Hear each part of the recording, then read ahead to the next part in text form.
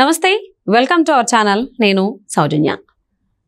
So కరెక్ట్గా ఎలక్షన్కి 2 రోజుల ముందు పేదలపైన చాలా ప్రేమ వచ్చేసింది జగన్మోహన్ రెడ్డి ప్రభుత్వానికి అని చెప్పేసి అందరూ అనుకున్నారు. తీరా కట్ చేస్తే ఎలక్షన్ అయిపోయింది, కానీ తర్వాత ఎవరికైతే పేదలకు ఇవ్వాల్సినటువంటి డబ్బులు ఉన్నాయో 14,000 కోట్లు అవి వాళ్ళకి ఇవ్వకుండా అందులో చాలా మొత్తం అంటే అధిక మొత్తంలో ఓన్లీ కాంట్రాక్టర్లకే వెళుతుంది అని చెప్పి మనకు వార్తలు వినిపిస్తున్నాయి. ఇది ఎంతవరకు వాస్తవం, ఇందులో పేదలకు ఎంత దక్కింది, కాంట్రాక్టర్లకు ఎంత దక్కింది, ఈ అంశానికి సంబంధించి మనతో మాట్లాడడానికి, వారి విశ్లేషణని మనతో పంచుకోవడానికి ఈరోజు మనతో పాటు ఉన్నారు senior political analyst Rajesh Epson గారు ఉన్నారు. వారితో మాట్లాడదాం. నమస్తే అండి. సో కరెక్ట్గా పోలింగ్కి ఒక 3 days ముందు జగన్మోహన్ రెడ్డి ప్రభుత్వానికి ఆ అధికారులు కూడా పేదల మీద ఇంత ప్రేమ ఉందా అని చెప్పేసి అందరూ అభిప్రాయపడ్డారు. సో అట్లీస్ట్ ఇప్పటికైనా చూపిస్తున్నారు అనుకున్నారు. బట్ ఎలక్షన్ అయిపోయిన తర్వాత ఏమైంది అర్థం కావట్లేదు. 14,000 కోట్లు అయితే లబ్ధిదారులకు ఇవ్వాలి, సంక్షేమ పథకాలు ఉన్నాయన్నారు. బట్ 14 అయిపోయింది, 16 అయిపోయింది, 17 కూడా వెళ్ళిపోతూనే ఉంది. కానీ లబ్ధిదారులకు అందాల్సినటువంటి డబ్బులు మాత్రం 2-3 నెలలైనా దక్కట్లేదు.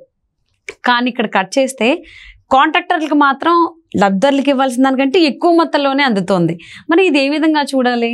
ముఖ్యమంత్రిగా జగన్మోహన్ రెడ్డి గారు, చీఫ్ సెక్రటరీగా జవహర్ రెడ్డి గారు, ఆంధ్రప్రదేశ్ రాష్ట్ర పౌర సమాజంలో ఉన్న 75 లక్షల మంది లబ్ధిదారులకు సంబంధించిన 6 సంక్షేమ పథకాలకు సంబంధించి జనవరి 23వ తారీఖు ఒక సంక్షేమ పథకం వైఎస్ఆర్ ఆసరా అని చెప్పని, ఫిబ్రవరి 28వ తారీఖు కళ్యాణమస్తు షాదీ తోఫా అనే కార్యక్రమం, మార్చి 1వ తారీఖు జగనన్న విద్యా దీవెన అనే పథకానికి సంబంధించి, మార్చి 6వ తారీఖు రోజు రైతులకు ఇన్పుట్ సబ్సిడీకి సంబంధించిన పథకానికి సంబంధించి, మార్చి 7వ తారీఖు వైఎస్ఆర్ చేయూత అనే పథకానికి సంబంధించి, మార్చి 14వ తారీఖు ఈబీసీ నేస్తం అనే పథకాలకు సంబంధించి ఆయా సంక్షేమ పథకాల లబ్ధిదారులు ఓవరాల్గా ఈ అన్ని సంక్షేమ పథకాలకు సంబంధించి 75 లక్షల మంది లబ్ధిదారులు ఉన్నారు. ఈ 75 లక్షల మంది లబ్ధిదారులకి ఆ సంక్షేమ ఫలాలు అందిస్తున్నాము. నేను ఇప్పుడు ఇక్కడ ఈ బటన్ నొక్కడం ద్వారా డైరెక్ట్ బెనిఫిట్ ట్రాన్స్ఫర్ ద్వారా నేరుగా వాళ్ళ అకౌంట్లోకి వెళ్ళిపోద్ది. మధ్యలో ఎవరు పైరవీకారులు ఉండరు, ఎవరికి చేతులు దడపాల్సిన అవసరం లేదని చెప్పని జగన్మోహన్ రెడ్డి గారు 6 సందర్భాల్లో 6 డేట్లలో కూడా ప్రభుత్వ ధనంతో బహిరంగ సభలు ఏర్పాటు చేసుకున్నారు. ఆ బహిరంగ సభలకి ఈయన ఇంటి నుంచి హెలికాప్టర్లు అక్కడికి ప్రయాణానికి ప్రభుత్వ ఖర్చు, ఆ బహిరంగ సభల ఏర్పాటుకు ప్రభుత్వ ఖర్చు, ఆ బహిరంగ సభలకి ప్రజలను తరలించడం కోసం వందలాది ఆర్టీసీ బస్సులను ఎంగేజ్ చేసుకున్నారు. అది ప్రభుత్వ ధనంతో.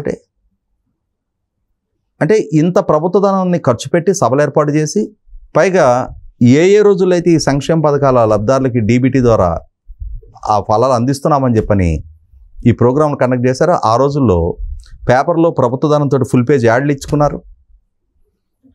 అంటే ఇంత ఖర్చు ఒక్కొక్క పథకం లబ్ధిదారులకి పంపిణీ సందర్భంగానూ ఖర్చు పెట్టారు. 6 సందర్భాల్లో ఖర్చు అయింది. మరి ఇంత ఖర్చు పెట్టినప్పుడు ఆ సంక్షేమ పథకాల లబ్ధిదారులకు ఆ ఫలాలు అందాలి కదా. సహజంగానే ఆ ప్రజలు కూడా ఎదురు చూస్తుంటారు. బెనిఫిషరీస్ జగన్మోహన్ రెడ్డి గారు ముఖ్యమంత్రి హోదాలో బటన్ నొక్కారు, మనకి ఆయన నేరుగా వస్తాయి అని చెప్పారు. మరి వచ్చినాయా మన అకౌంట్కి అని చెప్పని ప్రతిరోజు ఫోన్ మెసేజ్లు చూసుకోవటం, ఒకవేళ ఏదైనా బ్యాంక్ సర్వర్లో ప్రాబ్లం ఉందేమో, మనకు ఫోన్ మెసేజ్ రాలేదేమో అని చెప్పని బ్యాంకులకు వెళ్ళి అడగటం, బ్యాంక్ వాళ్ళు ఏమో మీ అకౌంట్లో డబ్బులు పడలేదయ్యా అని చెప్పటం, ఇది ఇట్లా ప్రహసనంగా నడిచిపోతూ ఉంది. ఈలోగా మార్చి 16వ తారీఖు కోడ్ ఆఫ్ కాండక్ట్ అమల్లోకి వచ్చింది. ఈ కోడ్ ఆఫ్ కాండక్ట్ అమల్లోకి వచ్చిన తర్వాత కూడా ప్రభుత్వం దగ్గర రిసోర్సెస్ ఉన్నాయి, ఫండ్స్ అవైలబిలిటీ ఉన్నాయి. ఇక్కడ గమనించుకుంటే ప్రభుత్వానికి చిత్తశుద్ధి లేదా, చిత్తశుద్ధి లేక ప్రజల్ని ఈ సంక్షేమ పథకాల పేరిట వంచిస్తూ ఈ రకమైన ప్రాసనం నడిపించి వాళ్ళకి ఆ సంక్షేమ పథకాలు అందివ్వకుండా మోసం చేశారా? కంపల్సరీ ఎన్నికలు సమీపిస్తూ ఉన్నాయి. ఎన్నికలు సమీపిస్తున్న సందర్భంగా 2 నెలల ముందే కోడ్ ఆఫ్ కాండక్ట్ కంటే ముందే ఈ ప్రాసనం అంతా నడిపించారు. నడిపించినప్పుడు నీ దగ్గర అకౌంట్లో డబ్బులు లేవు, లేనప్పుడు ఈ ప్రాసనం అంతా ఎందుకు నడిపించావు? ఈ సభలు పెట్టడం, ప్రభుత్వ ధనాన్ని ఖర్చు పెట్టడం, అక్కడికి వందలాది బస్సుల్లో ప్రజల్ని తరలించటం, ఈయనిచ్చే ఊకదంపుడు ఉపన్యాసం మొత్తం ఏం చెప్తాడు ఈయన? ఇది నా ఘనత, మనం ఇన్ని సంక్షేమ పథకాలు అమలుపరిచాం, నేను సింగిల్ సింహం, నా ప్రత్యర్థులందరూ తోడేళ్ళు గుంపు, ఆయన ప్రతి సందర్భంలో చేసే విమర్శలు అయ్యే కదా. ఆ విమర్శలకు పరిమితం అయ్యే మరొక్కసారి అంటే 2024 జనవరి 23 నుంచి మార్చి 14 దాకా ప్రతి సభలో చెప్పిన ప్రసంగాన్నే మళ్ళీ చెప్తా ప్రజల్ని ఓదరగొడతా, మీరు నన్ను మళ్ళీ ఎన్నుకోండి, నన్ను ఎన్నుకోకపోతే ఈ సంక్షేమ పథకాలు వచ్చే ప్రభుత్వాలు రద్దు చేస్తే మీకు ఇవి అందవు, ఇట్లా ఎమోషనల్గా బ్లాక్మెయిల్ చేస్తా ఓట్లు దండుకునే ప్రయత్నం చేసిన జగన్మోహన్ రెడ్డి గారు ఎండ్ ఆఫ్ ది డే వాళ్ళ అకౌంట్లో డబ్బులు వేయాలి కదా. అవును. డైరెక్ట్ బెనిఫిట్ ట్రాన్స్ఫర్ అంటే ఏంటి? ఇవాళ మనం డిజిటల్ పేమెంట్లు చేస్తున్నాం. ఒక డజన్ అరటిపళ్ళు కొన్నాం బండి మీద, మనం అతని దగ్గర ఉన్న Paytm scan QR code scan చేస్తే 1 సెకండ్లో మన డబ్బులు వెళ్ళిపోతున్నాయి కదా. అతనికి కన్ఫర్మ్ చేస్తున్నాడు కదా అతను, మన ఫోను కన్ఫర్మ్ చేస్తుంది, అతని ఫోన్లో కూడా రిసీవ్డ్ మెసేజ్ ఉంటుంది కదా. మరి ముఖ్యమంత్రి గారు ఈ నేరుగాని దీర్ఘాలు తీసిన డబ్బులు మాత్రం మే 10వ తారీఖు వచ్చినా కూడా లబ్ధిదారులకు ఎందుకు జాయిన్ కాలే, వాళ్ళ అకౌంట్లో జమ కాలేదు అంటే ఇక్కడ అర్థమవుతున్నది ఏంటి? ప్రభుత్వం దగ్గర చిత్తశుద్ధి లేదు. వాళ్ళ దగ్గర డబ్బులు లేకుండా అయినా ఈ డ్రామా నడిపించుండాలి, లేదు డబ్బులు ఉన్నా కూడా వాళ్ళకి ఆ సందర్భంలో అకౌంట్లో డబ్బులు వేయకుండా ఎన్నికలు 2-3 రోజుల ముందునంగా అప్పుడు అకౌంట్లో డబ్బులు వేసి ప్రజలకి ఓటుకి వెళ్ళబోయే ముందు వాళ్ళ అకౌంట్లో డబ్బులు పడితే అది ఆ ఫ్రెష్గా ఉంటుంది మెమరీలో. ఆహా, జగన్మోహన్ రెడ్డి గారు మనకి ఇప్పుడు డబ్బులు వేశారు అని చెప్పని ఆ ఒక ఫీల్ గుడ్ ఫ్యాక్టర్ తోటి వెళ్ళి ఈయనకు అనుకూలంగా ఓట్లు వేస్తారు అని చెప్పని, అంటే ప్రభుత్వ ధనంతో ఓట్లు కొనుక్కోవాలని చెప్పని ట్రై చేశారు. ఇదే జరిగింది. ఈ జరిగిన నేపథ్యంలో మార్చి 14 చివరి బటన్ నొక్కారు. మే 13 ఎలక్షను, మే 9వ తారీఖు ఎలక్షన్ కమిషన్ అప్రోచ్ అయ్యారు. మేము ఈ డబ్బులు వేయాలి, మీరు అనుమతి ఇవ్వండి అని చెప్పని. ఎలక్షన్ కమిషను అభ్యంతరం పెట్టింది. మీరు 3 రోజులు ఎలక్షన్ పెట్టుకొని ఇప్పుడెట్లా ఇవన్నీ సాధ్యపడతాయి అని చెప్పని కోర్టుకు వెళ్ళారు. కోర్టుకు వెళ్తే కోర్టు కూడా మరి ఏ విధంగా ఆదేశాలు ఇస్తారో తెలియదు, వీళ్ళని డబ్బులు వేసుకోమని ఆదేశాలు ఇచ్చారు.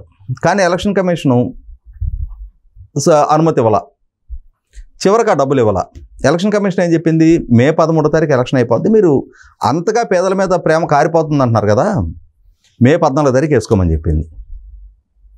నిజంగానే పేదల మీద ప్రేమ కారిపోతే ఏం చేయాలి? మే 14 నిద్రలేగుస్తూనే ఆ కన్సర్న్ అధికారులందరిని దగ్గర కూర్చోబెట్టుకొని సిఎస్ జవహర్ రెడ్డి గారు ఈ లబ్ధిదారుల అకౌంట్లోకి డబ్బులు పంపించాలి. ఎందుకు? ఆయన కోర్టుకు వెళ్ళారు, ఎలక్షన్ కమిషన్తో పోరాటం చేశారు, కోర్టులో రాత్రిపూట ఆర్డర్ వస్తే అర్ధరాత్రి 1 గంటకి ఎలక్షన్ కమిషన్కి లేఖ పెట్టారు, మాకు కోర్టు ఆర్డర్ ఇచ్చింది, రేపొద్దున మేము వేసుకోవడానికి మాకు అనుమతి ఇవ్వండి అని చెప్పని. అంటే రౌండ్ ది క్లాక్ పనిచేసే అంతటి అత్యుత్సాహం ప్రదర్శించిన జవహర్ రెడ్డి గారికి మరి మే 14వ తారీఖు ఏమైంది? మే 14 అయింది, 15 అయింది, 16 అయింది, 17 అయిపోయింది, వాడు 18వ తారీఖులో ఉన్నాం. మరి ఎందుకని ఇప్పుడు దాకా 14 నుంచి అకౌంట్లో డబ్బులు వేసుకోమని చెప్పింది కదా ఎలక్షన్ కమిషను. అంటే ఇక్కడ పేదల పట్ల చిత్తశుద్ధి లేదు. జనవరిలో బట్టలు నొక్కి మే 9వ తారీఖు దాకా ఆ పేదల గురించి పరిగణలోకి తీసుకోకుండా అప్పుడు డబ్బులు వేసి వాళ్ళ ఓట్లు వేయించుకోవాలని చెప్పిన ప్రయత్నం చేయడం అనంటే వీళ్ళకి అంతిమంగా ఓట్లే, ఆ ఓట్లు పిచ్చతోటే ఇవాళ ప్రభుత్వ ధనంతో ఓట్లు కొనుక్కోవాలని ప్రయత్నం చేస్తూ ఉన్నారు. ఇటువంటి పరిస్థితిలో ఎలక్షన్ కమిషను వెసులుబాటు కల్పించినా కూడా 14వ తారీఖు తర్వాత ఏమైంది? ఇంకా ఎలక్షన్ అయిపోయింది కదా, ఇప్పుడు ఇంకా పేదలతోటి పనే ఉంది. రాజెవడో రెడ్డెవడో మళ్ళీ 5 ఏళ్ల నాటికి. ఈలోపు కాంట్రాక్టర్లు వాళ్ళకి బిల్లులు చెల్లిస్తే ఆ బిల్లుల్లో ఏమైనా కిక్ బ్యాక్స్ వస్తాయి. కాబట్టి ఇప్పుడు ఏం చేశారు? అన్ని రాజకీయ పక్షాల నుంచి విమర్శలు వస్తున్న నేపథ్యంలో 14,165 కోట్లు లబ్ధిదారులకు చెల్లించాల్సి ఉంటే అందులో 1,982 కోట్లు 2 పథకాలకు సంబంధించి నిధులు జమ చేశారు, అంటే పార్ట్ పేమెంట్ చేశారు. చేసి ఏం చేశారు? 2,100 కోట్లు కాంట్రాక్టర్లకు చెల్లించారు బిల్లుల కింద. కాంట్రాక్టర్లకు ఇదే చెల్లింపా? లేదు, మార్చి నెలలో కూడా కోడ్ ఆఫ్ కాండక్ట్ అమల్లోకి వచ్చిన తర్వాత రాకముందు కూడా 25,000 కోట్ల రూపాయలు కాంట్రాక్టర్లకు బిల్లులు చెల్లించారు గతంలోనే. అయినా సరే ఇంకా కాంట్రాక్టర్లనే టాప్ ప్రయారిటీ. మరి కాంట్రాక్టర్లకు చెల్లిస్తున్నారు, మరి 14,165 కోట్లు ఇప్పుడు లబ్ధిదారులకు చెల్లించాలి కదా, ఎప్పుడు చెల్లిస్తారు? ఎక్కడి నుంచి చెల్లిస్తారు? డబ్బులు ఎక్కడ ఉన్నాయి మీ దగ్గర? ఇప్పుడు రిజర్వ్ బ్యాంక్ నుంచి ఈ 6 నెలల కాలానికి కేంద్ర ప్రభుత్వం 48 కోట్ల రూపాయలు అప్పు తెచ్చుకోవడానికి అనుమతిస్తే దాంట్లో ఈ 3 నెలలు కూడా గడవల, అప్పుడే 19,000 కోట్లు వాడేశారు. అంటే అప్పు పరిమితిని దాటేస్తున్నారు వీళ్ళ హయాంలోనే. ఒక రకంగా ఇది ఆపద్ధర్మ ప్రభుత్వం. ఇప్పుడు ఈ ఆపద్ధర్మ ప్రభుత్వ హయాంలోనే వేల కోట్లు అప్పులు తెస్తున్నారు, అవసరమైన వాళ్ళకి చెల్లింపులు చేస్తున్నారు. అంటే ఖచ్చితంగా జగన్మోహన్ రెడ్డి గారి ప్రభుత్వం ఆర్థిక క్రమశిక్షణ రాహిత్యానికి పాల్పడుతుంది. సంక్షేమ పథకాల లబ్ధిదారులని మోసం చేస్తుంది. ఎన్నికలకు ముందైతే వాళ్ళకి అకౌంట్లో డబ్బులు ఇవ్వాలి, ఫ్రెష్గా వాళ్ళు ఓట్లు వేయించుకోవడం కోసం. ఎన్నికలు పూర్తయితే వాళ్ళకి డబ్బులు ఇవ్వరు, కాంట్రాక్టులకు ప్రయారిటీ. ఇప్పుడు ఇక్కడ గమనించుకోవాల్సింది ఒక అంశం ఏంటి అంటే, చంద్రబాబు నాయుడు గారి ప్రభుత్వం కోడ్ ఆఫ్ కండక్ట్ అమల్లోకి రావడానికి ముందు ఆ రోజు ప్రతిపక్ష వైసీపీ పార్టీ ఫిర్యాదు మేరకు ఎలక్షన్ కమిషన్ చీఫ్ సెక్రటరీ గారిని మార్చింది. ఎల్వి సుబ్రహ్మణ్యం గారిని చీఫ్ సెక్రటరీని తీసుకొచ్చారు. చంద్రబాబు గారి ప్రభుత్వం 4-5 విడతల రైతు రుణమాఫీకి సంబంధించి నిధులు విడుదల చేస్తూ జీవో రిలీజ్ చేశారు.